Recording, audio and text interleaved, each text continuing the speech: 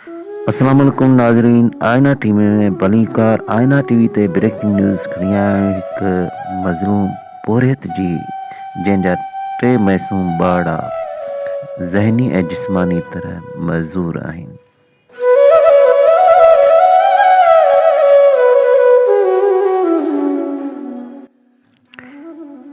नाज़रीन, ही दर्द भरी कहाणी शूटिंग वॉलीबॉल जे आलमी रांदीगर सोनू ख़ान मंगरियो जे पुट मोहम्मद अकरम मंगरियो जी आहे, जंहिंजा 3 मासूम ॿार ज़हनी तोड़े जिस्मानी तरह सां मज़दूर आहिनि, जॾहिं त हिकु मज़दूर न्याणी फौत थी चुकी।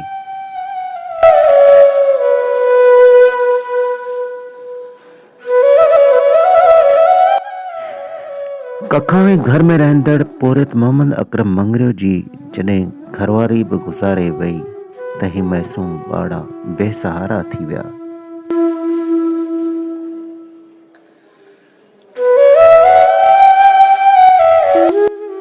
यूसी मिसण जे ॻोठ अब्दुल्ला मंगरियो में पोरियत मोहम्मद अकरम मंगरियो जी घरवारी फौत थियण खां पोइ मोहम्मद अकरम मंगरियो जे मथां ज़िम्मेवारी अञा बि वधी वई।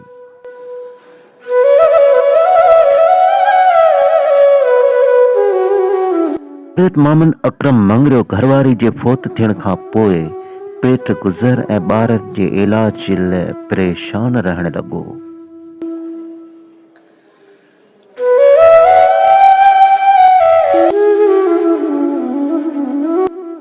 पोरियत मोहम्मद अकरम मंगरियो सिंध सरकार खे ऐं तमामु वस वारनि खे इलाज ऐं पेट गुज़र जे लाइ मदद जे लाइ पुण अपील कई, लेकिन कंहिं बि हिन ग़रीब पोरियत जी मदद न कई।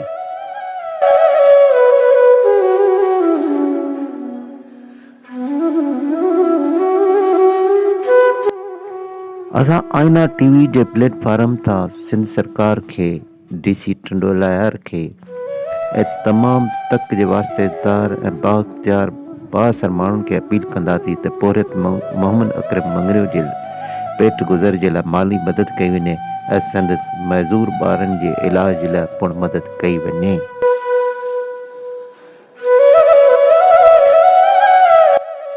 इंसानी हक़नि जूं तंज़ीमूं पे हिन जो नोटिस वठी हिन ग़रीब पोरियत जी मदद कनि ऐं सरकार खे खपे त हिन खे हिकु नौकरी ॾेई सद पेट गुज़र जो बंदोबस्तु करे।